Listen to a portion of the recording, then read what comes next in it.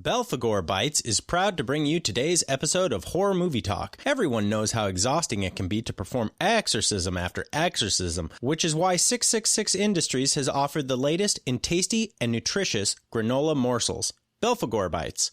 Why settle for granola your mom would buy when casting out Satan and his lieutenants from loved ones, when you can experience the filling satisfaction that only the phallic deity can provide? As we all know, Belphegor is the demon general associated with sex, orgies, and all forms of debauchery, which means any granola we craft with his name on it means tons of extra energy for you. Don't be caught in the sin of sloth without Belphegor Bites.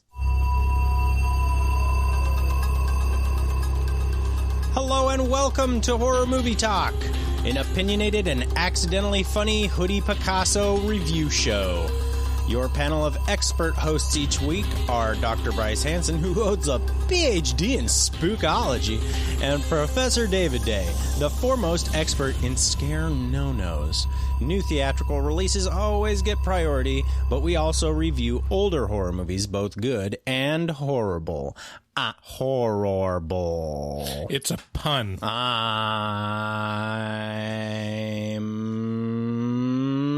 David Day. I'm Bryce Hanson. You guys, today we got a very interesting episode for a number of reasons.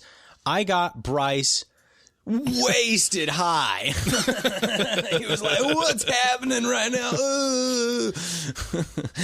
But before we get into that, you guys should check out our website at horrormovietalk.com. From there, you can find links to all of our social media, Facebook, Instagram, YouTube, TikTok, Twitter, all that baloney. We post new episodes every single Wednesday. So if you really, really want to help us out, if you're a new listener or an old listener who's just lazy, make sure to subscribe to our podcast and leave a rating for us on Apple Podcasts, because that really helps us out a bunch. We've been doing so good lately. Yeah, we've been getting them trickling in, and it really does have an impact. Like, we had 2 ratings or 2 reviews the day before our last release, and it just helps in the ranking so much that it's like a noticeable bump in downloads. We're moving to the top, and we're taking you with us, you beautiful sons of bitches, you.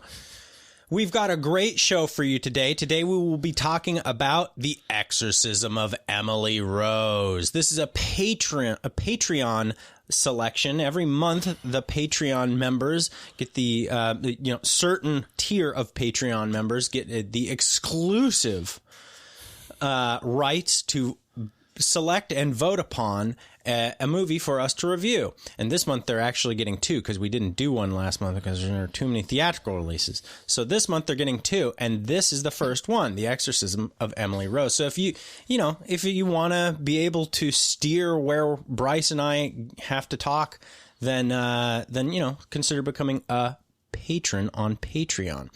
We will start out by giving a brief review and our score for the movie. We score on a scale of 1 to 10, 1 being a miserable dredge, where it makes you angry you had to watch the movie, 5 being an average film that hits all the expected marks, and 10 being so good that it transcends genre boundaries and should probably win an award, but it won't because it's a horror movie. After we give our score, we'll get into spoilers and take a deeper dive into what we liked and hated about the film. Later in this episode, after our spoiler section, we will be doing an old favorite, the Rotten Tomatoes game, and of course, it came from social media. But without further ado, Bryce, can we have a little more ado? Okay. Just kidding. There it is. No more ado. Yeah, we rented The Exorcism of Emily Rose on Amazon for something like $2 or $3. And while Bryce couldn't seem to stay awake, I was reminded of one of my favorite possession movies ever made. This was, like I said, a Patreon pick of the month. They voted on it, and so we review it. So here is the trailer.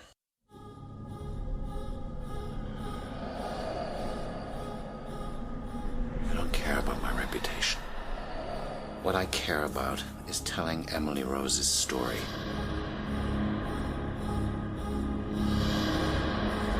Holy Church venerates the as her guardian and protector. To thee, the Lord has entrusted the souls of the redeemed to be led into heaven. Pray therefore the God of peace to crush Satan beneath our feet, that we may no longer retain man's captivity. Do you understand how long they can put you away for this? I want people to hear what only I can tell. And what is that? What really happened to Emily and why.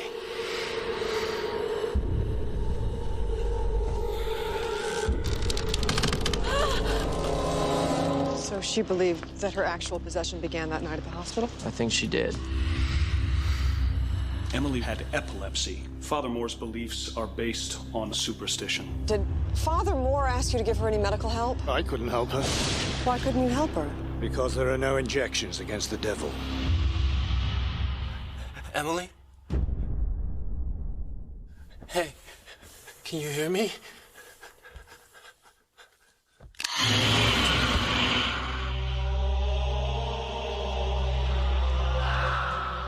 Demons exist whether you believe in them or not. Just be careful, Aaron. There are forces surrounding this trial. Emily, can you hear me?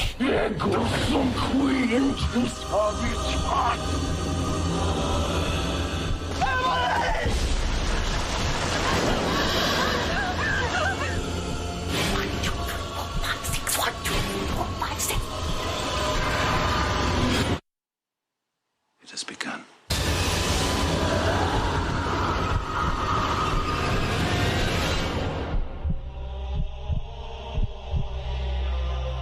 For the glory of God.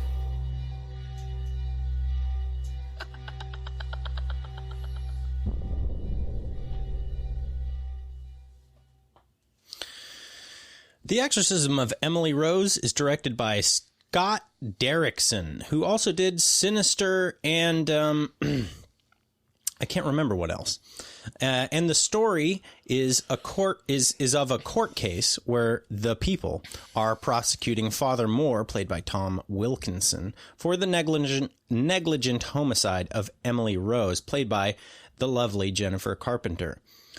Good news for Father Moore, Aaron Bruner, played by Laura Linney, is on the case. Bryce, you have some thoughts on Laura Linney. She's a fucking bitch. Oh, shit. As we are walked through the trial, we get glimpses into the hellish end of days that made up Emily's life. She was a deeply devout Catholic girl in a deeply devout Catholic family, and that never seems to be a good combination in possession movies. The defender of the people is... Really seems like it makes you a target, if anything. If anything, like the creep... I was talking to Carrie about this, my wife about this last night. She was like, yeah, I walked in on you guys watching that movie, and Exorcism of Emily Rose is one that I just cannot... I can't handle that movie. It's just a little too much for me. I was like, yeah, possession movies kind of get me too. And she's like, you know, the ones that really are the most upsetting are the ones where the target is not Catholic. Because that just means anyone's fair game. And I was like, right. Yeah, that is definitely the creepiest kind. And I can't think of any off the top of my head, but I remember one where I was like, oh shit. Well, most of them are like Catholics, but they're not necessarily very devout. Like, I don't think in The Exorcist the family was super devout. It was the last ditch effort to go to the church to get an exorcist. Yeah, but you never really hear a lot. There's never, I don't think there's been a movie with an atheist that got possessed. That'd be pretty interesting. Yeah, it would be interesting. It would be even just somebody who's like, what? God? I don't care. Like just a basic agnostic or something like that. Let's see here. The defender of the people is Ethan Thomas, played by Campbell Scott, and he's a real dick. And he makes claims that Emily was epileptic and psychotic, which obviously could have been treated medically, but he also claims that Father Moore, advised her not to go off her meds, and we're going to do this the good old-fashioned exorcism way. And that led to the defender of the people claims. Well, unfortunately, that medication also closed demons in. Right. scientifically speaking. Right.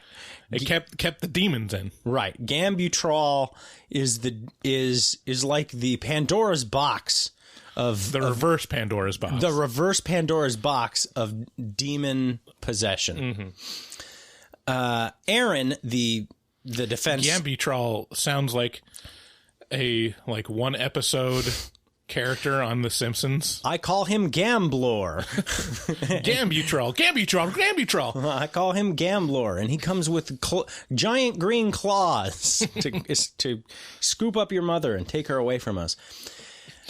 Aaron, the defense attorney, has come to terms with her own lack of faith to depict this priest in the light of his intentions and the reality that the possession was real and the exorcism was vital to save Emily from the devil. The Exorcism of Emily Rose is an interesting and well-executed movie that really floored me the first time I watched it, several years after its 2005 release. I've seen it a handful of times since then, and it continues to at least be compelling, which is impressive because I don't like rewatching movies typically, unless we're talking about Lord of the Rings.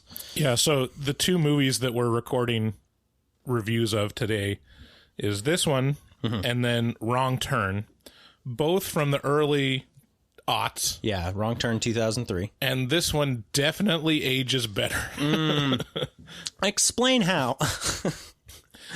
This one has production value, has thought put into it. The other one's a generic teen slasher, so it really shows tries to be of the time. Yeah, but this I guess this is technically a period piece though, isn't it? Because it was it's not, I think so. It's not it's about set in the early 2000s. True events.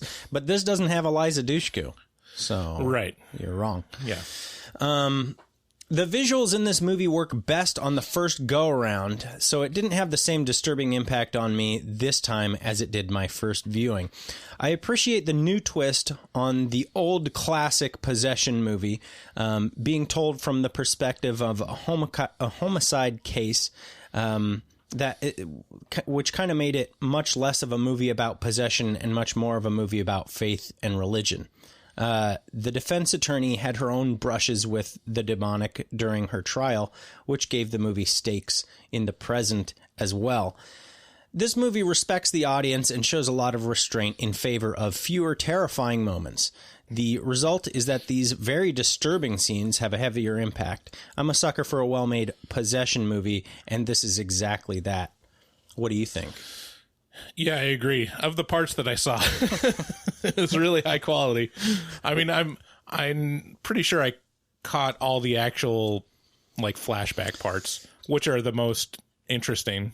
You didn't. You didn't. You missed kind of toward the end, but yeah, you did catch a lot of the big visual stuff. Oh, okay. I'm going 8 out of 10 on this one. What do you think about that? Yeah, I agree with that. 8 out of 10. Okay. What did I miss? What was the last flashback? Did you see the barn scene? Yeah. Okay. Did you see the?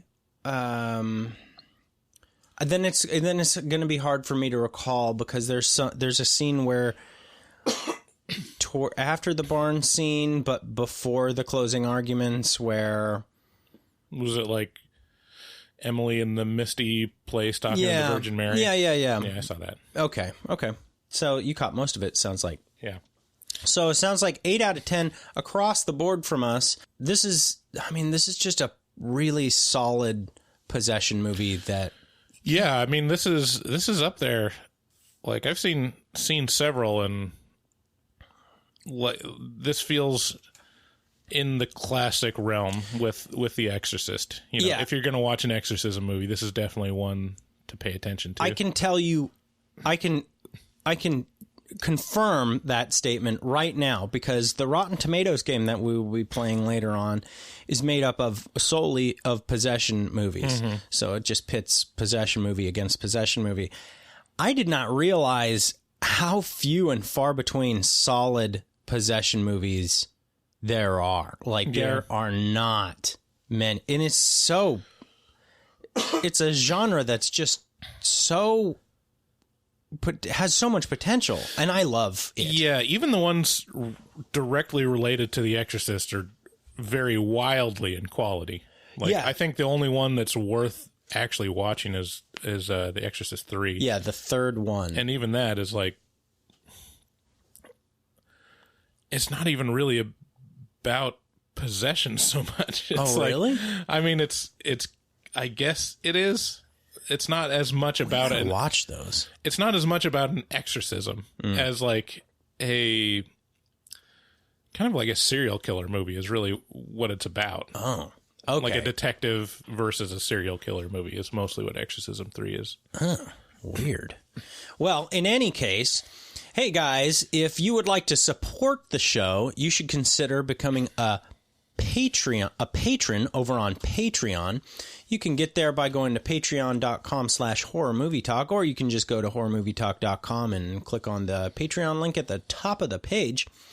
Any level of support that you can give us is greatly appreciated. We had a few new Patreon members sign up this week. We have Josh K and Gabriel K and Kitty R. I don't remember if we already gave her a shout out, but I don't care. I'm doing it again because I love her. And thank you, all three of you, beautiful, lovely, wonderful, heartfelt, loving spaghetti people. We appreciate you from the bottom of our heart. This is a free show that we put on for you to listen to, and any help you can give us, we greatly appreciate. So let's talk about fucking hard real quick. Josh K, Gabriel K, and Kitty R, I'm pretty sure they all fuck pretty hard. At least I don't know how. What is a measure of hardness? I think there actually is a measure of hardness. I know there is. I'm struggling with it. There's like diamond is as hard as you can go. Do you think they're diamond, or do you think they're like titanium? Fucking. I think they're like what do you call it? Okay, let's compare them to our resident artist Dustin Goebel, who is probably the hardest fucker of all. Yeah, I mean that's not really fair. So that like really skews the two curve. or three levels below that. He's got that Teflon dick. Well, anyway, they fuck real hard, right. and I'm sure about that. You can also support the podcast by buying, renting anything on Amazon, as long as you go to our website, horrormovietalk.com, and click through the green button in the header of the website before you do. If you go ahead and bookmark that link or the page that you land on following clicking that button, you will, and then you use that bookmark every time you go to Amazon.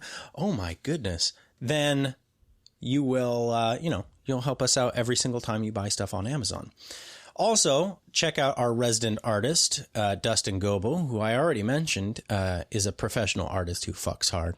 He also takes commissions for artwork from HMT fans, so make sure you contact him at dgoebel, that's DGOEBEL00, on Instagram, and make your artistic dreams come true. And make sure to tell him that HMT sent you. One last plug. If you guys want a 30-day free trial to Shudder, which is a horror movie streaming platform, then you just have to enter HMT at checkout and you get 30 days free instead of that stupid fucking 7-day free trial that, god damn it, Bryce, we hate it so much here. And I don't know. It's just like, why would you choose 7 when you could have 30? More than 4 times as much. Right. So, with that, thank you for listening, and let's get into spoilers.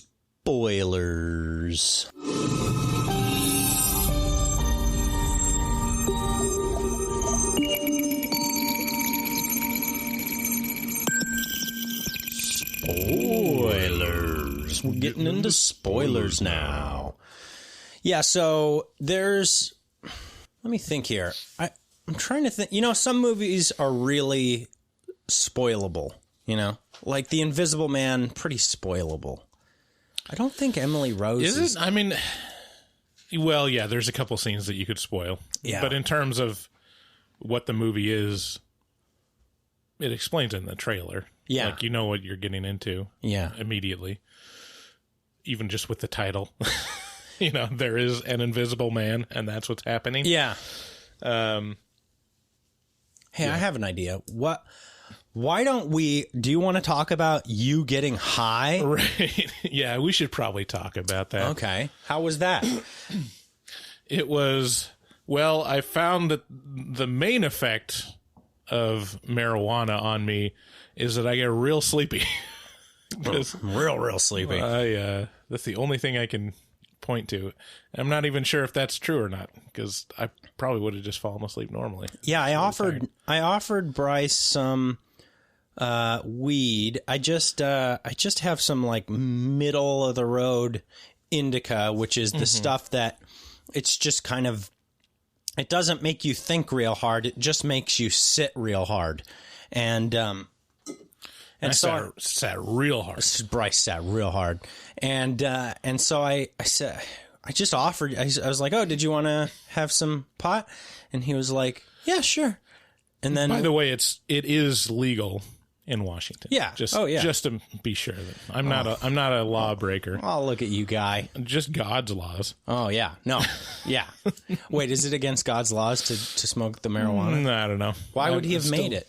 Is it just like that apple tree that he made that got us all fucked up in the first place? I mean, even just like common sense tells you don't suck and smoke into your lungs. It's not pleasant. I mean, you sit around a campfire, you suck smoke into your lungs. Yeah, and you need that for warmth. Yeah, I don't like it though. Yeah, but that doesn't make usually it a sin. Like walk away from the smoke. You don't like just put your head over it like a steaming pot trying to clear your sinuses. You're like, I can't tell if you're arguing for smoke. I can't tell if you're arguing for or against you getting high right now. I can't. So Bryce had some, not a lot, because I've had some bad experiences with getting way too high, and I don't think it really touched him very much. No, it just kind of made him a little tired. David is a real lightweight, real good. I don't know. Depends on how you look at it, but you are very cautious when it comes to substances. Yes. So like you're just like just do one hit. Yeah. We'll just ease into this pool. Like, there's really no reason to jump. There's so much pot, and it's so cheap. Like, you just ease in, you know? So Bryce got high, and I checked on him a few times. I was like, so how's it doing now? And there were some outward signs that you were high to me. But what were the outward signs? But the first time, it's very hard to tell whether or not you're actually high. When you're experiencing it, it's almost indistinguishable unless you're remarkably high. Right. You just in answering some questions, you were a little hung up on. It wasn't anything very distinguishable. Uh-huh. They were just little markers that I would see where it was like, oh yeah, that could be a little bit, you know. It wasn't anything that if I said them out loud, you would have an argument ready. You'd argue against me. You'd be like, that's not a sign that I was high. Right. That I was just confused about what you were talking about, and that very well could be. I know exactly what you're talking about then. Yeah, and it very well could be. You know, it could be that you just weren't very high at all. But in any event, it seemed like there was one time that you paused the movie and you're like, so I can't even remember what the question you asked. I asked you how you feeling now. How you feel about that or something. Oh yeah, like how do you feel?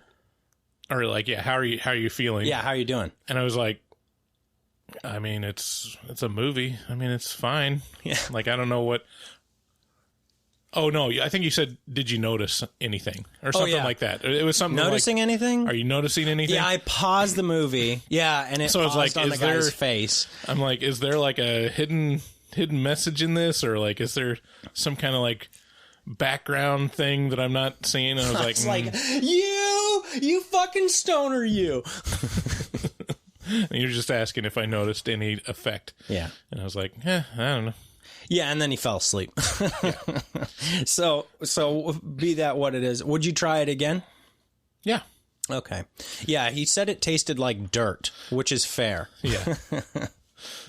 So Bryce got high for horror movie talk. This is what he does for you people. Mm-hmm. Jesus, it was an Christ. experiment. So sorry, Mom, if you're listening. Well, she could use some too, probably. I'm not gonna lie. She's a sweetheart, and it would probably take a lot off of her shoulders for a small amount of time. The Exorcism of Emily Rose. It's a little bit longer than I think I would like. It comes in at around 2 hours, a little more, like 2:04, something like that. I'm not saying it's like it needs to be trimmed down. It was a fine movie. No, I think it's fine. There's a certain pacing that you want to have on it to have a seriousness about the court trial. Yeah. That kind of requires you to have a certain length. Yeah, the court, them turning this into a trial really changes the dynamic of the possession movie. It really cuts up the possession pieces into these small but very intense bits that are otherwise just kind of peppered in to a trial case. Yeah, there's a lot of contrast. Yeah, and so the result is you're left with kind of the bones of what possession is about. Like the argument is possession real or is it mental illness?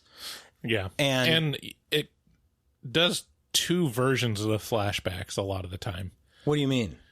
Because it gives the narrative of the believer of saying like this is what's happening. That's right. She's getting possessed, and it feels very supernatural and creepy because it's from her perspective of what she's seen. Yeah. And then when the prosecution has a witness or something testifying about, oh, this is a mental illness or this is a physical manifestation of epilepsy kind of thing. And then it flashes back to the same scenes that we've seen before. Yes. Except it's seen from the outside, and she just looks more like, oh yeah, that looks like a person going through a seizure. That's a really good point. I forgot to mention anything about that. And that's, see, even when I'm sleeping, I pay more attention than David. That's incredible. No, I mean, it's not like I didn't catch that. It's just that I didn't hone in on it as a tool that they use, because that is an important tool. Mm-hmm. Because it really does set the contrast of, is this mental illness or is this a real, true, like actual possession experience in reality? Yeah, because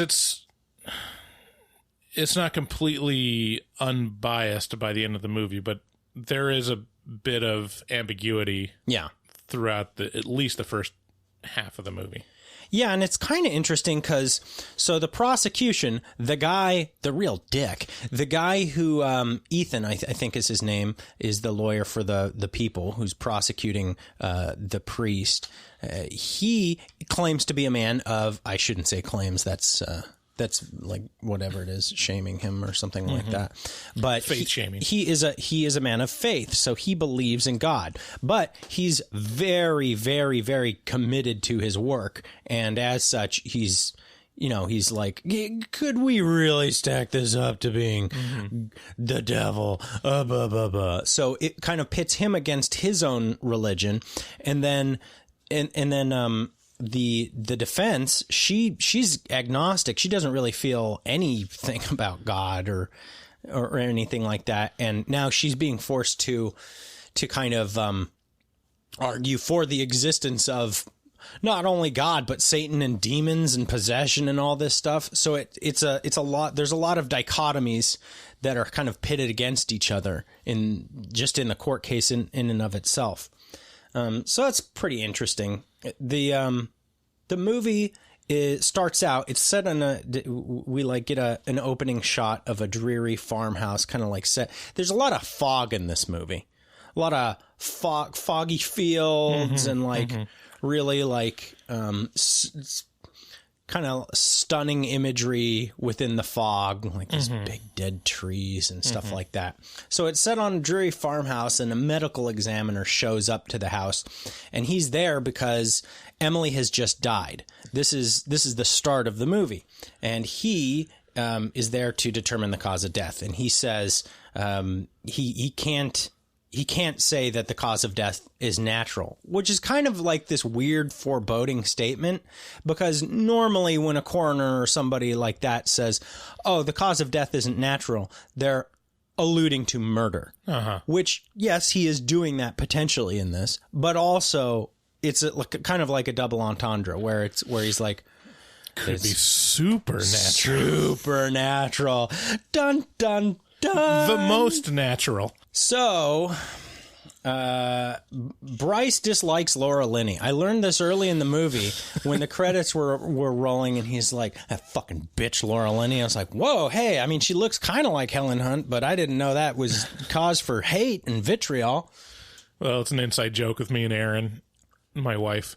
We'd watch my wife Downton Abbey, and Laura Linney would always intro the episodes for BBC America. So she'd be like, I'm Laura Linney, blah, blah, blah, blah, blah. Enjoy your blah, blah, blah. We're like, it's just this tack on for all the episodes that we watched. Yeah.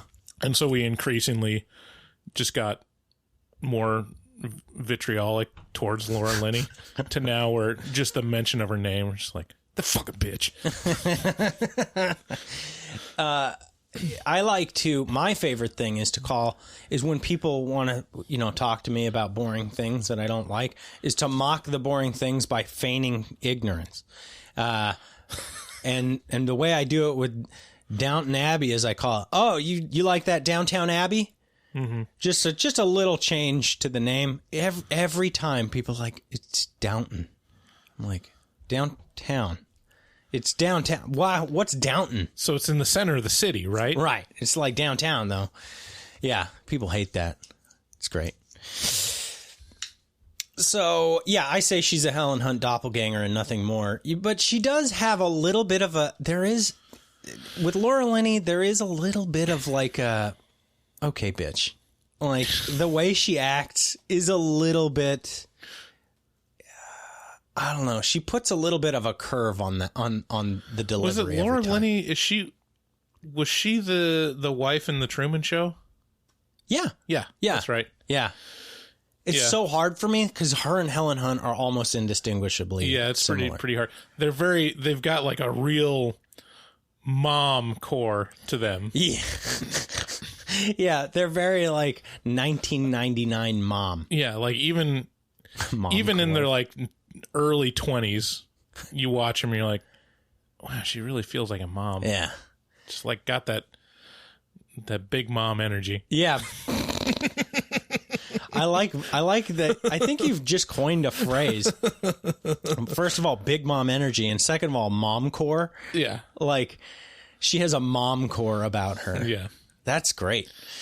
Yeah, she does. I don't know. In her acting, it's effective. It's just no, she's definitely a good actor. Like it's nothing against her other than her being just a fucking cunt. But so it starts off. She takes the case, but she needs to go visit Father Moore in jail. Father Moore is now basically being held for, I think it's reckless homicide is the charge that's being leveled against him, which obviously that's, I don't know, it's like below murder 3, I think. But it doesn't look good for the Catholic Church in this trial, to essentially be, there's a lot of things coming to a head around 2005 for the Catholic Church, so they needed to fight this tooth and nail. Father Moore expresses to her that, hey, I've already got a public defender. I don't need you. I'm not accepting you as a lawyer unless you let me tell my story on the stand. Unless you let me tell Emily Rose's story on the stand. And she concedes to allow him to do that. And then obviously later in the movie, she kind of like reneges on it a little bit and then follows through. Mm-hmm. Yeah.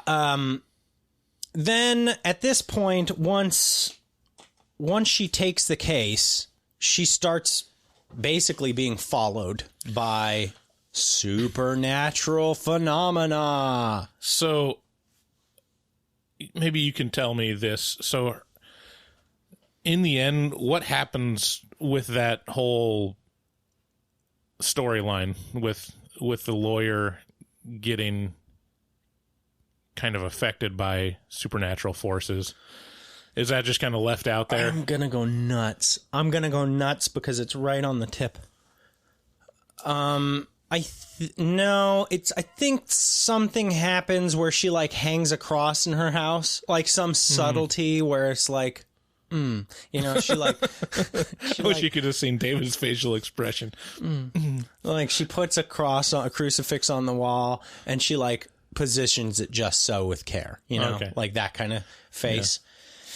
Yeah. I can't recall exactly. I gotta say, like, as far as the effectiveness of crucifixes, it's real hit or miss. Oh, you mean in terms of affecting demons? Right. Uh-huh. Yeah. Like when they're really possessing you, they're like, crucifixes, literally fuck your crucifix. Yeah. Or get fucked by. Let's just put that in there. I mean, doesn't seem like it's, yeah, any skin off their back.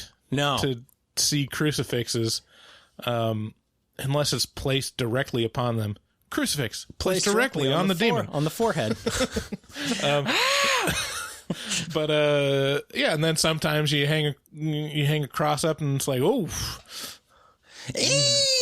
yeah, no more demons. Crucifixes work. Oh wow, I think they're okay. So like maybe it's like a tiered system, maybe because I'm gonna agree with you. It doesn't seem like demons are terribly affected by crucifixes. Maybe it's because they're like thrown down angels. They're angels who were cast out of heaven. So like they once were like embraced the cross. I don't know. But I tell you this, the one thing the crucifixes always work on, werewolves and Draculas, werewolves and vampires. They always hate that shit. Do they? Does it work on werewolves? Seems like it would. No, I guess that's I've just never seen silver. That. And then yes, maybe just vampires. Vampires Definitely hate crucifixes. Yeah. What else? Does anything else? I mean, really, if you think about the crucifix, if you're a demon, isn't that just like helping your case? It's like, yeah, we killed your savior in the most extreme way. Look what we did. I mean, that one was one for our team. Yeah, wasn't it? Well, exactly. Why is the crucifix the thing? Like, why isn't it like a statue of Jesus? Oh, because then it'd be a graven image. Yeah. How is the crucifix not a graven image? If they hung Jesus, would Christians just wear a noose around their neck all the time? Wow. That just the world would be a different place. Little silver, charm of a noose. How? Okay. Look, I mean, you come from a pretty devout religious background. Why isn't the crucifix a graven image? I mean, I came from a pretty devout background as well. In the Mormon tradition, it is. Like shit! Yeah. Oh shit! The Mormons got it right. Yeah, the Mormons don't ever wear crosses or ever like use crucifix imagery in their stuff. It's just not. They really don't focus on, the execution. It's more of like the lead up and, the symbolism behind what the sacrifice means kind of thing. Okay. But yeah, we specifically don't wear crosses. Okay. I say we all right. as if I'm still Mormon, but I'm not. Now I will ask the audience, hey, if you are one who knows, knows this kind of thing, how does the cross, how does it dodge that whole graven images rule, right? No, thou shalt not graven images, etc. How does that work? I think traditionally there's just little signifiers of faith, Yeah. I think like ancient Christians It had to keep it on the DL. The Nazis had little signifiers of faith, too. Nazis made Jews wear pieces of flair. Too soon. So now the trial starts, and Emily kind of starts waking up at 3 a.m. This movie set in motion my fear of 3 a.m. and in a very strong way. And now I wake up all the time at 3 a.m. and every time I'm like, fucking demons. Every time. Every single night. Is almost. it on the dot 3 a.m.? It's pretty fucking close, if not exactly 3 a.m. It's like some sort of weird suggestive thing that happened in my mind, and now I'm like doomed to repeat it over and over again. But it's, as it turns out in my life, 3 a.m. is not too scary. It's just annoying.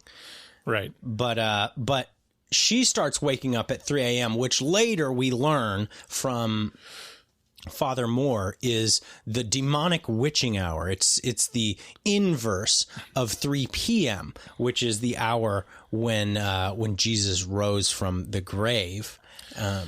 So, do demons just like... Is there like a big string of demons that's just heading out west? What? So that they hit you right at 3 a.m.? Oh, I see. That's a good question. What about Central Time? You know? Yeah. Are we going by Eastern time? Greenwich Mean Time, or how's this working? Or they just everywhere, and they're like all like clocking in at 3 a.m. Yeah, this is the Gremlins problem. Good thinking, man. Yeah, I don't know the answer to that. Anyways. Yeah, because they just be rolling through the earth just 24 hours a day. It's always 3 a.m. somewhere, bitches. All right, it's 3:30. I think we wrapped it up here. Let's move on to the next time zone. I love the visual I get from that. Just demons sweeping around the earth at 3 a.m. So she starts waking up and things start happening at her house. Creepy things, little doors opening and shit. This movie really shows a lot of restraint in like just kind of making you hang, with like, oh, the door was open. Oh, the medicine cabinet was open. So we get Emily. Then we get some more throughout this court case. They're basically describing the turn of events as they happen to Emily, and she has some visual episodes where she freaks out hardcore. She starts seeing people's eyes melting out of their faces, and they have like demon faces in class. Once she's headed to her college, and the most disturbing is she goes into the church and heads up to the front, and then there's a couple parishioners that are praying, and she looked at them. They have their demon eyes. Yeah. So like you can't get away from it. Yeah, so at that point she is sent to the hospital where they determine that she has epilepsy and psychotic disorder. She also has a boyfriend. Her boyfriend is called up onto the stand, and he describes a moment with Emily. Ooh, boy, this is the moment in the movie that sticks with me the most. Yeah. Where, he's sleeping in her dorm room with her, and he wakes up at 3 a.m. and he's kind of, he's groggy as one is at 3 a.m. And then he's like, he notices she isn't there in bed with him, and he kind of like groggily looks, and he sees her on the floor, fully like contorted, total contortion, and she's staring at him with these big black eyes. And God, like just a chilling, like that moment sticks with me to this day. That's one of the when I first saw that was one of the best shocking, like vision moments that I can recall. These just really that. It still works on me too. Like, it still gives me chills. Yeah, those are great scenes. And then she, screams at him. But so I'm gonna kind of move quickly through this trial here because there's a lot of little things that kind of stack up. So at this point in the trial, you know, the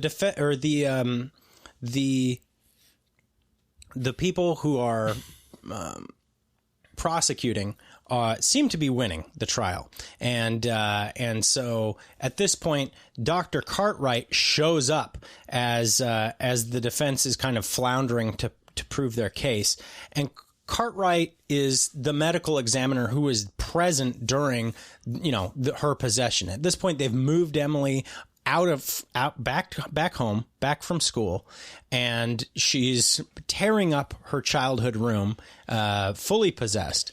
And so the family, you know, calls the Catholic Church. They get Father Moore in there, and they get Dr. Cartwright in there. And Cartwright didn't originally want to be implicated in this. He did not want to be known as the guy who witnessed this whole thing, because how could he be taken seriously as a medical professional if he, you know, basically professed to seeing what he believed to be someone who was possessed. Right. And, but nevertheless, he shows up. He says, "I'll help if I can." And then the day that he's supposed to show up to court to, you know, to help their case, he doesn't. And so they call a recess. They say they'll wait till the next day. She goes to meet him. The defense lawyer Laura Linney goes to meet Dr. Cartwright and says, "Hey, well, you know, where'd you go? Why don't you show up?" And he's like, I'm in way too deep. There's demons visiting my house. You know, they're starting my car for me. I don't like it. And as he's backing away from her, you know, mumbling about all the weird demonic shit that happens, Volkswagen comes out of the blue and smashes into him, kills him. So, I don't know, is that... Oh, and I should mention, this case happened. You know, this is a real life event. Yeah. I don't know how much, you know, what do you call it? How much is true to life? Yeah, I mean, I looked at like a short YouTube video that described it, and the actual exorcism, I mean, it lasted. I mean, she had several exorcisms, like going into the double digits over the course of 6 months. Damn. So it was not but I mean, the one thing that makes it interesting and falls in line with the movie is that she was treated for epilepsy, you know, but it did not help any of the symptoms. Yeah. So she still had hallucinations. She still, you know, would feel possessed, basically. Yeah. So, yeah, pretty rough. The defense kept saying similar stuff, like they would say, "Hey, well, you know, she has epilepsy and psychotic disorder. You gotta get on meds for this." And the defense would be like, "Well, like that keeps the demons in, bro. Like those medications are well known demon keeper inners. So we had to ditch them. And besides, when she was taking them, they weren't working. She was still, you know, behaving in this possessed manner." To which the prosecution was like, "Well, yeah, but like this medication builds upon itself. You know, this is It builds over time in effectiveness. You can't just. It's not. You know, this isn't Pepto-Bismol. You don't take it and then all your symptoms go away. You take it day after day after day for months on end, and then eventually you build up enough of it in your system to combat the symptoms of epilepsy and psychotic disorder or whatever it is." Right. So it's unclear. It's always kind of up in the air about what is true and how hard they tried on anything. Yeah. Yeah, as I was saying earlier, this is a great movie because of the line that it walks between religion and science. And there, I don't know. Do you have any, how do you feel about possession and that kind of stuff? Do you suppose this shit, like, what's your diagnosis of the? I mean, it's like the X-Files poster. I want to believe. Yeah. You know, and like, it's like two parts of my brain. Like I still can get in the zone where I believe it. I'm like, yeah, it's just really nice to think about the world and in that through that lens. Yeah. And then in practicality, you know, as I'm older, I'm like, well, yeah, but it's not real. Like there's no one like on YouTube that's like that's shown being possessed that you couldn't just chalk up to like, oh yeah, it's like a group hysteria kind of thing. Right. Yeah. That's what I keep coming back to as well. It's fanaticism and mental illness, which obviously many times go hand in hand. It seems like to me, fanaticism and mental illness really taking off and snowballing. Yeah. And not only fanaticism and mental illness, but like I should like delve a little deeper into the quote unquote word, the word fanaticism, which is like a devout, a person with a deep understanding of their religion and the implications of this, that, and the next thing, right? So like they understand who all the demons are. They understand who the demon was that, you know, who Belial was, who killed 24,000 people while Moses was up on the mount, you know, like. Yeah, I mean, a certain amount of religious zeal is required in real life for someone to be possessed. Right. Like, you're not seeing documented cases of exorcisms of atheists or agnostics. It just doesn't seem to happen in real life, you know? Yeah. There's not like a real good cross-section of society that's being affected by demon possession. Although, I mean, there are plenty of examples of previously uncontacted tribes and stuff like that where people, you know, become possessed in religious ceremonies and that kind of thing. But I guess they are religious ceremonies. Yeah, and, you know. Like you were saying, group psychosis. Primitive cultures are usually, I don't know. I don't know if this is passing judgment, but more superstitious? Maybe. Well, you know, what you say, you have a good point, but that cloud did tell me to kill somebody the other day, and by God, I'm not going to disobey the cloud. I mean, I say this from a point of, yeah, I've personally felt times where possessed. I was like, there's a dark presence here, and I have to take action against it, you know, using prayer or, you know, priesthood or whatever. But I don't have any proof or anything. It's more of a feeling, more of a belief. Yeah. I can't say that I've necessarily felt times like I watched this Vice documentary on YouTube last night. So satisfying. About an actual Catholic exorcist priest. And it's this weird thing where he was talking with like a real surety of like, oh yeah, the stuff that they show in the movies, I have personal experiences where stuff like that happened. I mean, even like levitation and stuff like that. But when he's describing a specific exorcism, he's like, oh yeah, you know, we came in and, you know, there was like a real bad smell of perspiration. I'm like, oh yeah, that's just BO. It's not like a supernatural stinky bitches be stinky. Yeah.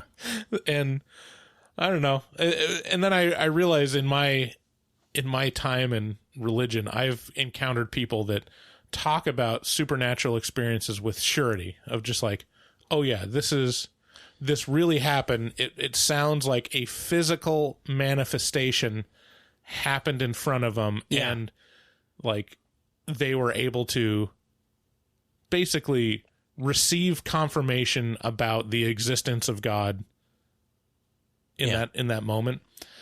And then you're like, can you go a little bit deeper? And they're like, oh yeah, there was some strong BO in the room. And you're like, And then when you really try to like dig deeper and see well, what does that actually mean? You get more and more when they get descriptive or talk more about it. It's very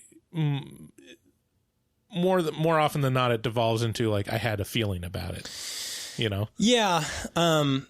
Or, you know, and knowing how memory works, you if you have confirmation bias, oh hell yeah, like your memory can twist and turn into whatever you need it to be.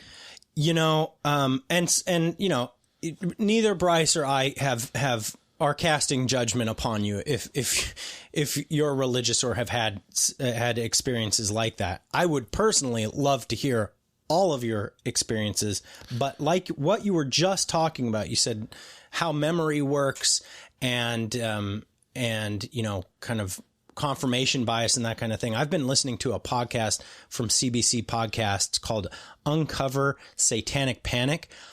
Holy shit. If you want to get into a really interesting real life group psychosis thing, check out Uncover Satanic Panic. It is astonishing what the satanic panic of the 80s and 90s and what it amounted to was a bunch of people who were basically asking leading questions of little kids repeatedly, like, where'd he touch you? He didn't. Yeah, but I don't believe that. So like, maybe just show me on this anatomically correct doll. Kids like never seen an anatomically correct doll. So here's one with a penis, and the kid's like, what's that? And it's like cartoonishly big. Yeah, exactly. Anyway, and highlighted. It is a harrowing listen. Yeah, I got to listen. I think I heard about that podcast a while ago. I think I've listened to Uncover on something else. I think they had several seasons on different topics. I found out about it because my brother, I recommended Finding Warhead to my brother. That's like a 6 or 7 part mini podcast about a child porn ring on the dark web, and it is similarly harrowing and terrible. But they ran my brother made me aware that they ran an ad for this, which is just more of the same, like, woo, this is rough. Anyway, so yeah, you guys let us know what you guys make of possession and I don't know, real life demons. If someone out there has had real contact with a demon and got like a demon hoof or like a claw, just let us know.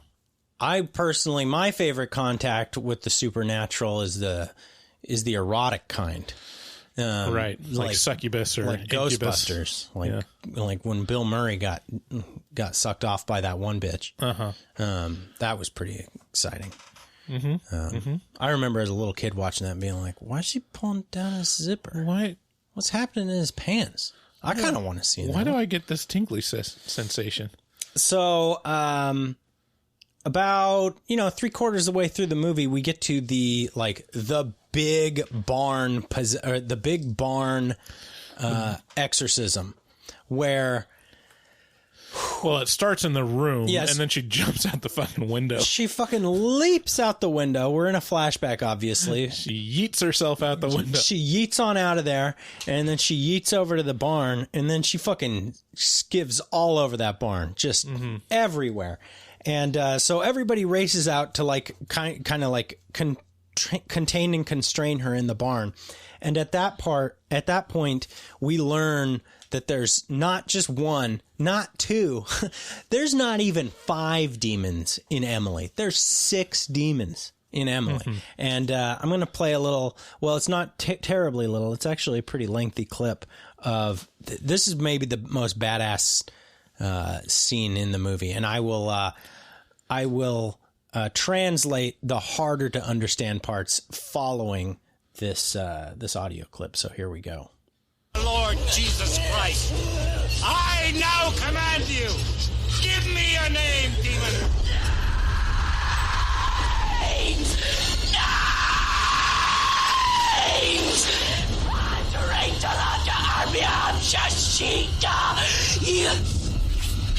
Ancient serpents, Depart from this servant of God! Tell me your 6 names! We are the ones who dwell within. The new social hen beton Queen Hobby in the case of Parothin and you die.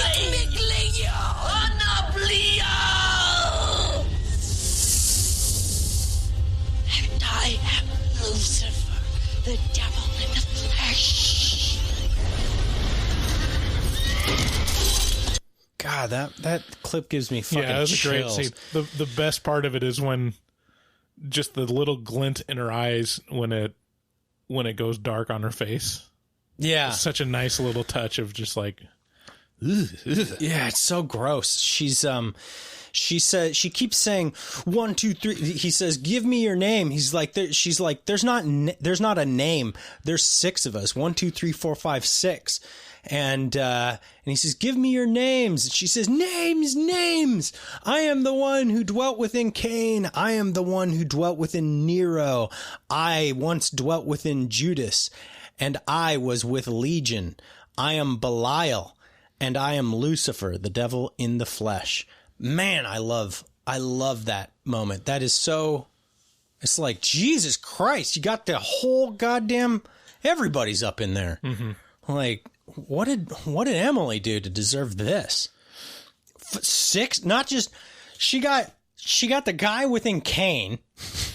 She got the guy in Nero, in Judas, in Legion. She got Belial, who's like the first lieutenant of hell. And then Lucifer, the actual devil. So I recognize all these except Nero. What did Nero do? I don't know.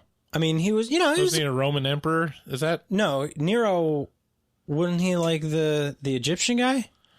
I don't know. We're really running up against. Look, I'm not a religious here. scholar or anything. I'm just some guy who tries to review movies. Are you going to look it up? Yeah. Okay. So at that point, we know Emily's basically fucked. Yeah. Nero is a Roman emperor. Oh, okay. And what was his deal? Like, what was his possession deal? Let's see. I can play another clip while you read about it. Yeah, go ahead. Yeah, so at this point, we start getting into the closing arguments, and the prosecution is like, "Ladies and gentlemen of the jury, it's pretty clear at this point that she should have been receiving medical help, and she didn't get it, and the result was she died a horrible, wasting death.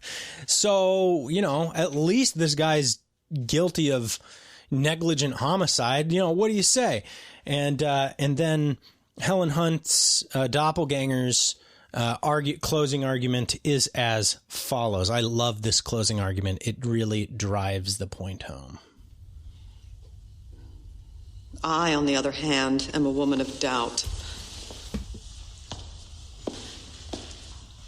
Angels and demons. God and the devil. These things either exist or they do not exist. Good point. Are we all alone in this life? Or are we not alone? Either thought is astonishing. Do I really believe that this tragedy is the work of the devil? To be honest, I don't know. But I cannot deny that it's possible. The prosecution wants you to believe that Emily's psychotic epileptic disorder was a fact, because facts leave no room for reasonable doubt. But this trial isn't about facts. This trial is about possibilities. Is it a fact that Emily was a hypersensitive, as Dr. Adani suggests? A person who's more likely by her very nature to become possessed? I can't say that, but the question is it possible? Is it a fact that Gambutrol anesthetized Emily's brain so that the exorcism ritual was rendered ineffective? Oh, shit. I can't be sure of that. But is it possible? Is it a fact that Emily was beloved by God? And that after her exorcism, she chose to suffer till the end so that we might believe in a more magical world, a world where the spiritual realm really exists. I can't say that's a fact. But ask yourself, is it possible? It's what Emily believed. It's what Father Moore believed. And that sincere belief is what determined her choices and his. Now, for the most important question, is Father Richard Moore guilty beyond a reasonable doubt of negligent homicide? Did he, in fact, neglect Emily's needs in such a way that her death is now on his hands? No, that is not a fact. It is not a fact that Emily was epileptic. It is not a fact that she was psychotic. Facts leave no room for possibilities. The only fact, the only thing I know beyond a doubt in this case is that Father Moore loved Emily with his whole heart. He did everything in his power to help her. He has risked his very freedom so we could hear her story.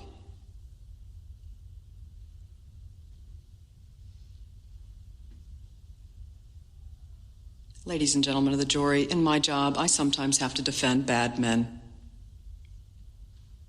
Father Richard Moore is not one of them. Don't send a good man to prison. I'm not asking that you believe everything that Father Moore believes. I'm simply asking that you believe in Father Moore. I really like the ambiguity. Because just like you, I want to believe. I want to believe the magic, you know? Right. It would be so awesome and terrifying if such a thing. Yeah, because if demons are real, then that means God's real. Right. And that means there's heaven. Right. And that means, you know. Yeah, I like that. I get to sit up in a cloud and play a harp for billions of years, I guess. Time is a construct of reality. Time is a flat circle. Yeah. What? So the end of the movie, he is Dr. Professor Father Moore is found guilty. He is found guilty of negligent homicide, but the jury, makes a request or a consideration for the judge and say, we have a suggestion for the sentence, and it's time served. And she accepts it. I guess in the actual case that this movie was based off of, the priests were found guilty as well and were sentenced to 6 months in prison, but then it was waived or something like that. Oh, okay. Yeah. Cool. So the church is happy with that. That's essentially that's a win. That's kind of a win by contrition. And that's kind of how it leaves off. Just kind of like go look up things about Emily Rose on your own. It's a pretty interesting case. What did you find out about Nero? So he is a Roman emperor, the things that would make him be demon possessed. So he is the emperor most associated with torturing Christians. Oh, hot stuff. He is blamed for starting this great fire in Rome and and people suspect that he started it himself because he wanted to clear a path for his big palatial palace. But he blamed the fire on the Christians and would torture and kill them. And I guess he was the Roman emperor when Paul and Peter were executed, I think. Let me see.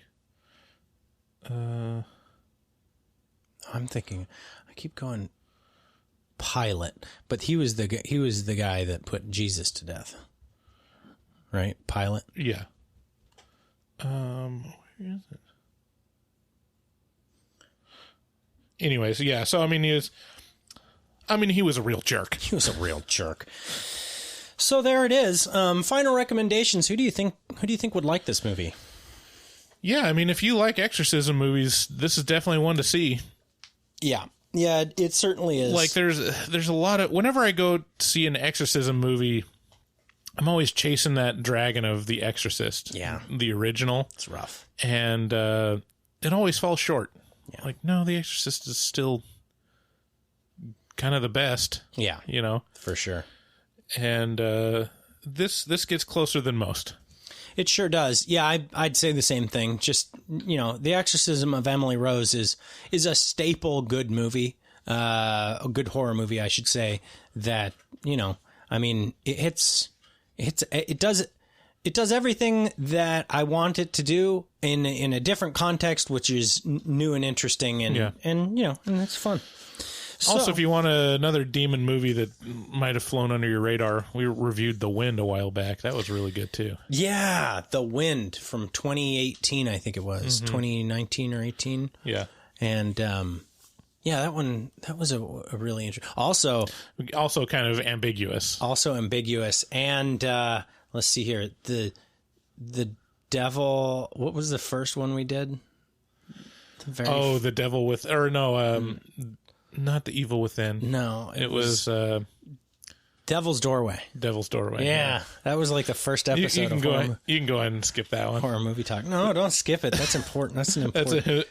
It's important historical horror movie talk episode. You can listen to that one and see how far we've come. Yeah. So it's not really that far. Hey, it's pretty far. So with that, let's play the Rotten Tomatoes game.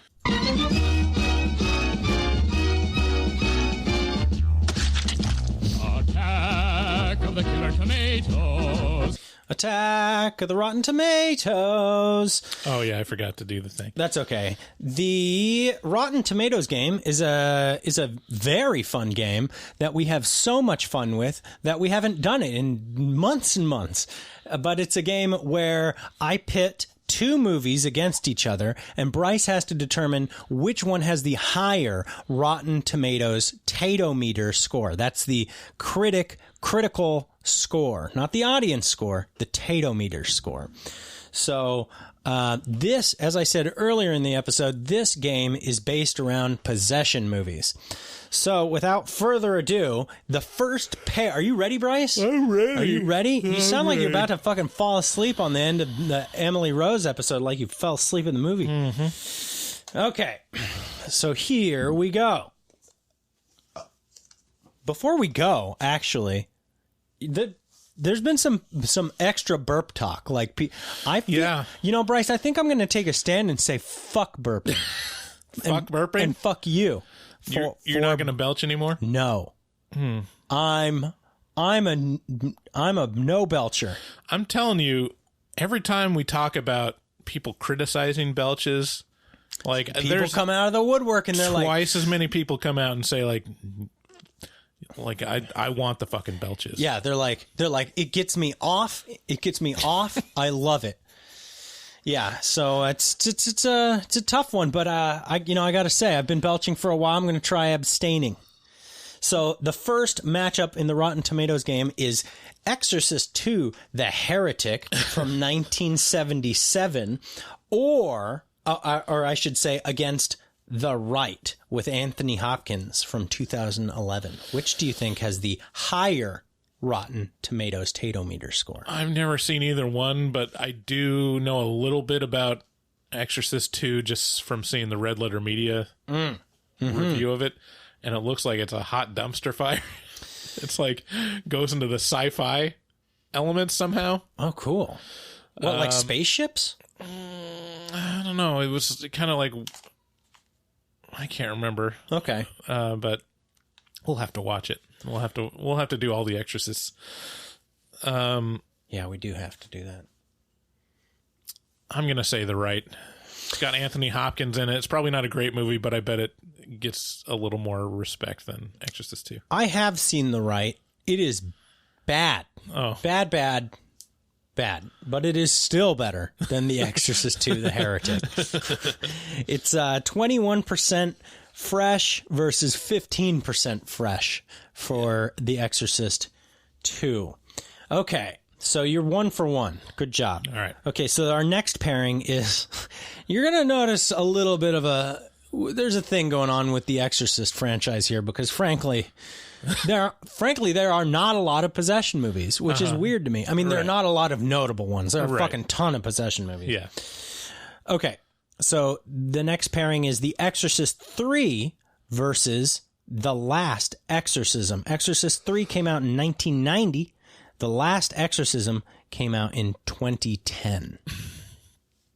That's the found footage one, right? I think so, yes. Yeah. That's the one I keep, like, replacing in my mind as The Exorcism of Emily Rose. Oh, yeah, and it looks pretty good. I don't know. I mean, these ones are pretty close. I would assume they're pretty close. But I think Exorcist 3 probably ekes out a little more respect. It was actually a really good horror movie. Yeah, it does. It does seem to have a cult following of a lot of people who are willing to stand up for it. Mm-hmm.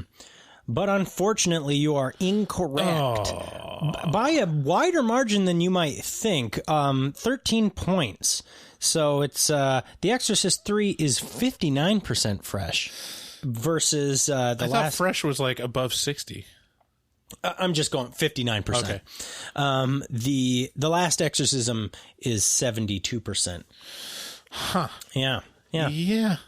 So you're just one. I mean, The Exorcist 3 is, well, it was very interesting, like the route that they took. Did you see it? Uh-huh. Okay, yeah, that's right. Have you ever watched it? I've never watched 2 or 3, no.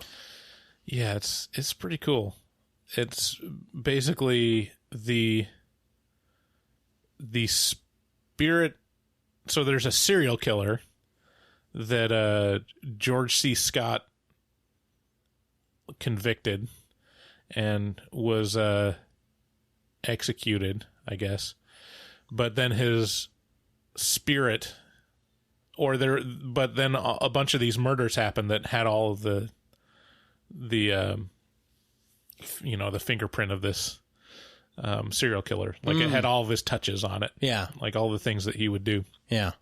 And it ended up being that the serial killer was actually a demon that possessed different people and would commit these crimes. Oh.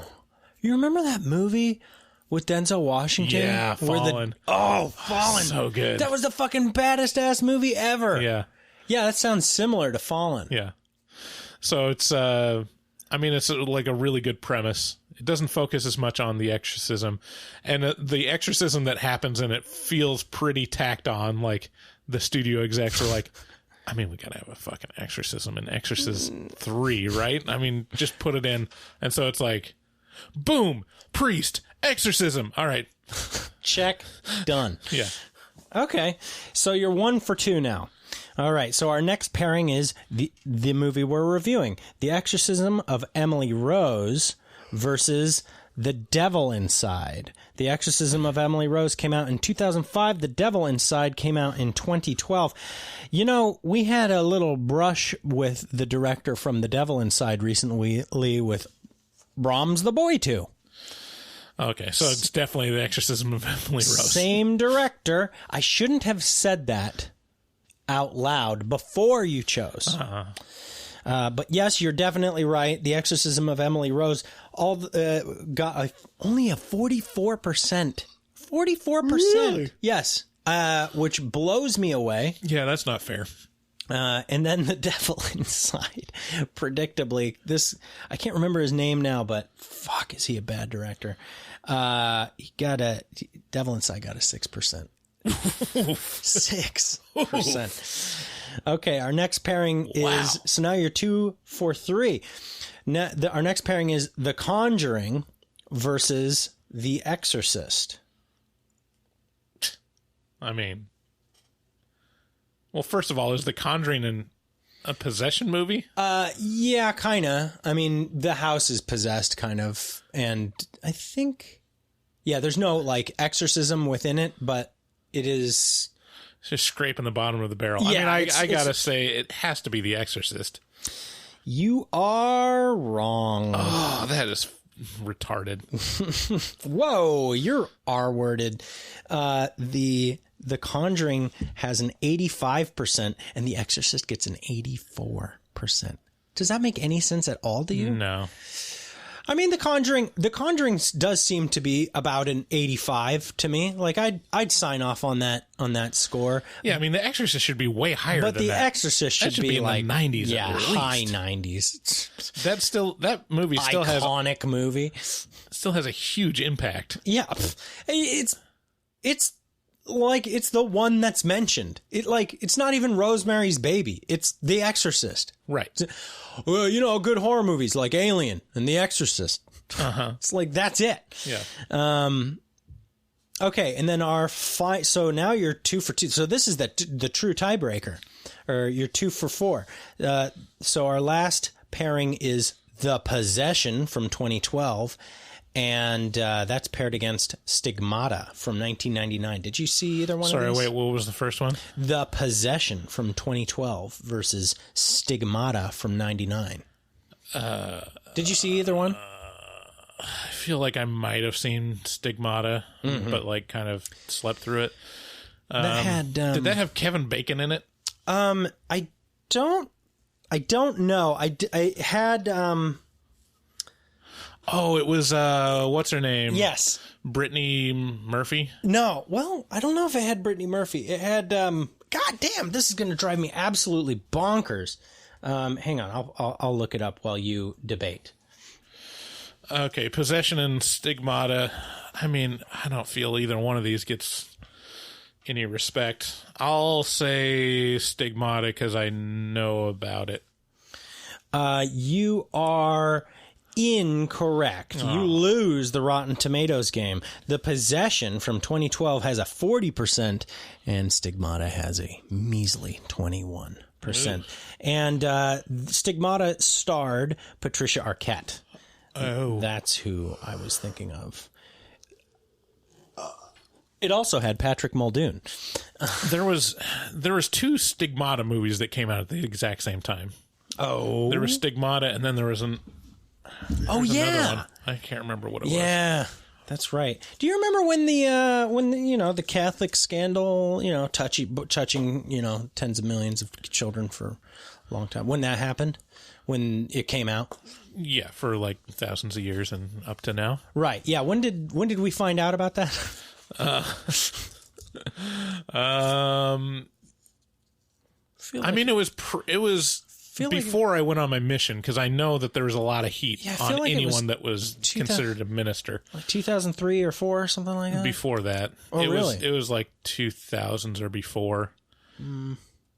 Because when I was on my mission from 2002 to 2004, and I know that, like, there was a lot of heat on, like, do not let kids sit on your lap. Yeah. Like, stay away from them. Like, just don't be in any position where there's could be any accusations at all. I want to meet the religious or the Catholic guy who's like, are we talking about this again? Really? Who's just like done with it. He's like, that's in the past. I think one of my favorite treatments of the whole thing was Louis C.K.'s short on it. Okay. Which is, I mean, it's got Louis C.K., so that's also problematic. Yeah, he's a pot calling the kettle black, supposedly. Yeah. I mean, it's basically the same thing. Yeah. But he's got this sketch where he's interviewing the Catholic Church, like, so what is the Catholic Church all about? You know, like, what? Because he's trying to learn more about religion. He's like, and the priest is like, oh yeah, this is all just so we can fuck young boys. And he's like everything? It's like, yeah, it's just so we could, fuck young boys and get their energy. Get their energy. Oh, it's done so straight. It's like, Jesus, that NRE. Yeah.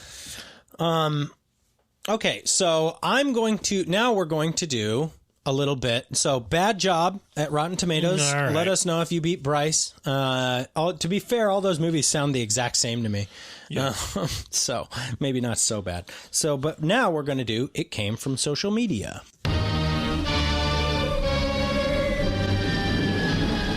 Yes, it came from social media to fill the world with terror, to bring you unforgettable suspense.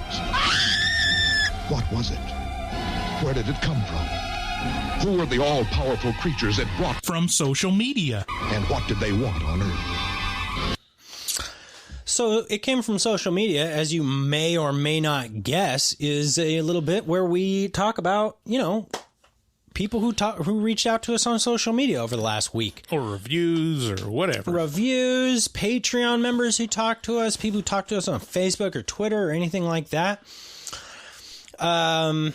First guy I got to bring up, obviously, is Mr. Magnus, our resident Swedish, beautiful hunk of man meat. And patron. And patron. Yeah. Oh, yeah, I forgot about that. I never forget anything about Magnus. He's a glorious... Yeah, he's a studly man. Yeah. He says, so you made a nice post, let me bring it up here, on Facebook, where you said, thanks to our fans that listen to and share the podcast. We keep breaking monthly and weekly download records because of you. And that is true. Thank you guys so much for listening and sharing the show, listening to and sharing the show and rating it and reviewing it and all that kind of stuff, because we're doing pretty good. If you'd have told us a year ago that we'd be here now, looking at these numbers, I would not have believed you, and I would have been so excited. Yeah, and it's very impressive for us, probably no one else, because we're nowhere near any kind of top-tier podcast.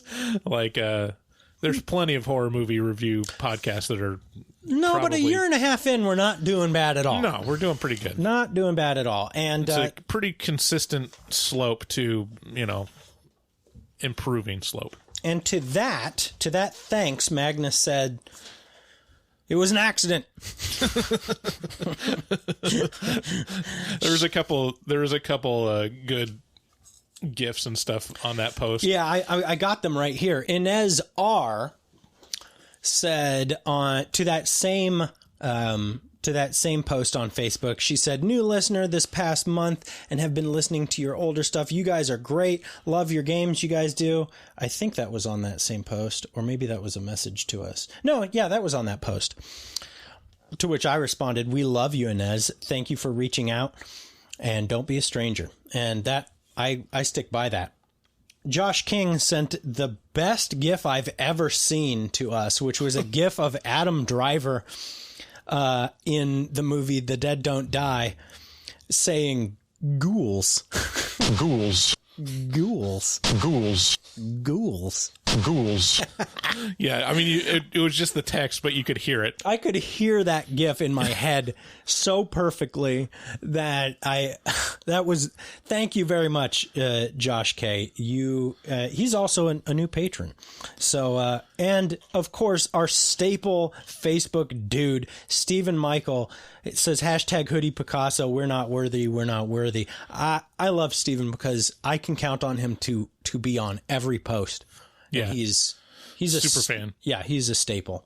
I want to get those stickers on Facebook, the little badges, so that people can wear badges that say that they're this or that. I think we need to have more followers in order to qualify for those sorts of things. I don't know anything about Facebook. Gail H says keep them coming, and she gives us a bunch of heart eyes emojis, and heart eyes back at you, girl. Yeah, and what do we got from iTunes recently? Yeah, so we got 2 new reviews. Sorry. You son of a bitch. So one is from Gabriel. Did we say... You said it said how to pronounce it. I know that it's a woman. Gabrielle. Maybe. I don't know.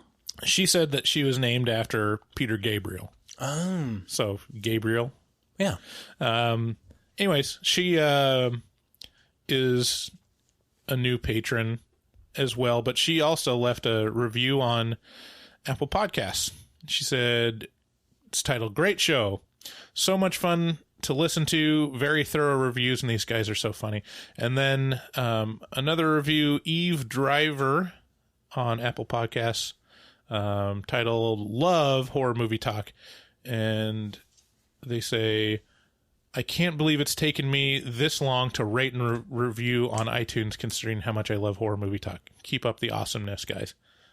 We love you, baby. Yeah. Yeah. And I'm just going to say they are there from now on, because I just have a real bad track record of misgendering. Well, people. I mean, gender is, you get to choose it now. So it can be, that adds an extra element of difficulty. Although I don't think any of the people that you misgendered identify outside their sex. So poor job either way. Josh K, our new Patreon member who we love so much, says, hey guys, love the show. Super funny and informative. It really feels like I get to hang out with you guys during my day.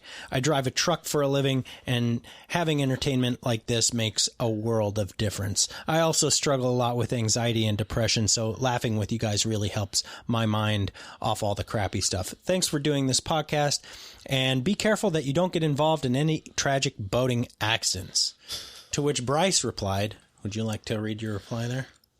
Thanks, Josh. I'm so glad you like the show. I've got my own share of depression and anxiety myself. I totally get how podcasts help with escaping your own mind for a while. Keep in touch.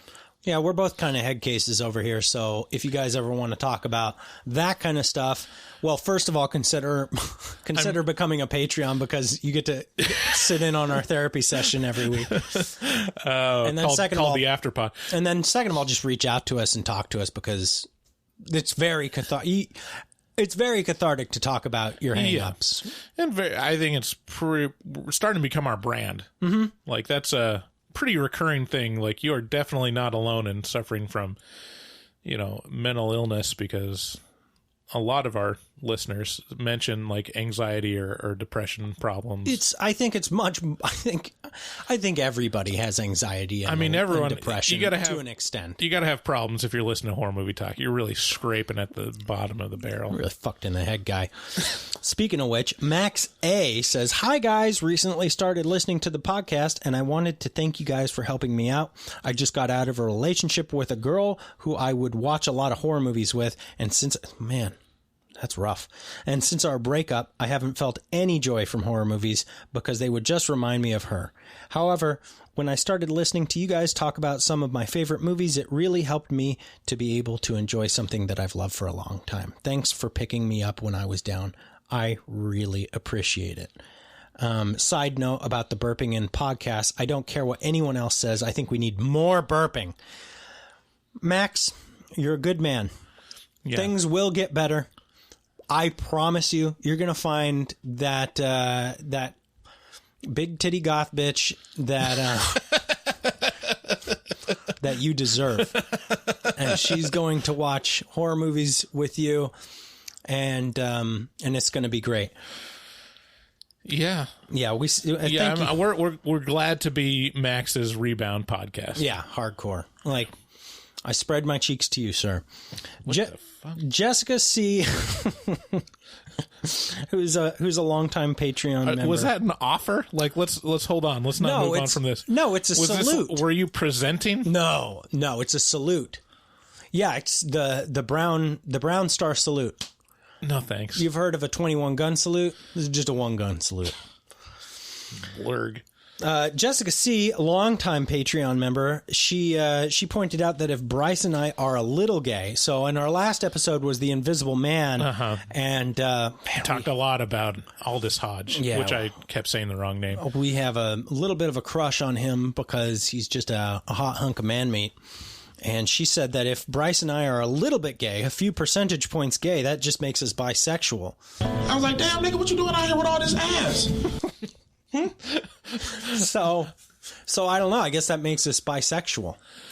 Yeah, I think like there's the Kinsey scale, which basically says how gay or straight are you, and it's like a 6-point scale, and it feels a little off that like 0.2 through 5 is bisexual. It's like, why does that feel off? That's kind of the definition of bisexual, isn't it? And then I found like an article on how do you define bisexual, and I shared it with Jessica, and it's like, there's 20 different kinds of bisexual. It's like, all right. Locker room ass slapping all the way to full on anal. Right. It mostly revolves around that ass. Yeah. I mean, I was like, damn, nigga, what you doing out here with all this ass? Double cheeked up on a Thursday afternoon, hella ass. The sun is still out, my nigga. And it was just, I mean, that's the homie. That's the homie. Double cheeked up. Yeah, I mean, it's one of these I mean, things. I'm fine with that. Like, yeah, I mean, I think there's a little gay in all of us.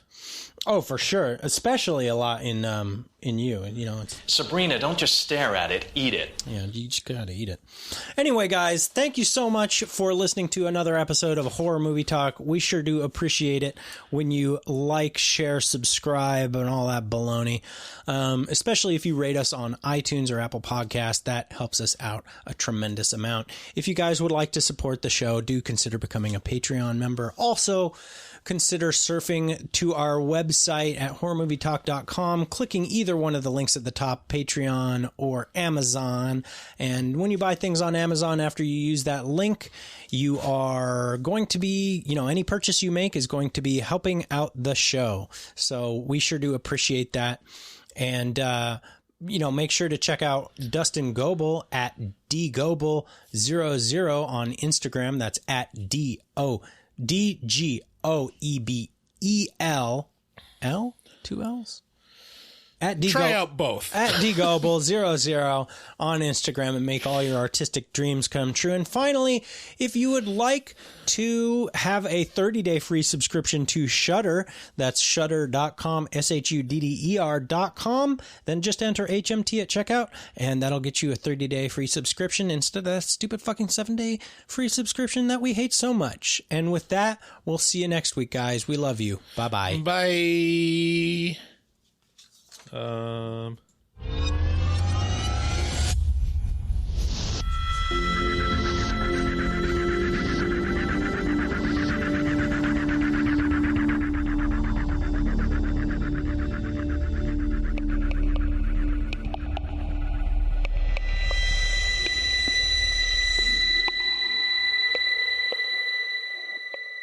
Say hello to Snowball. Snowball says, Merry Christmas, Patrick.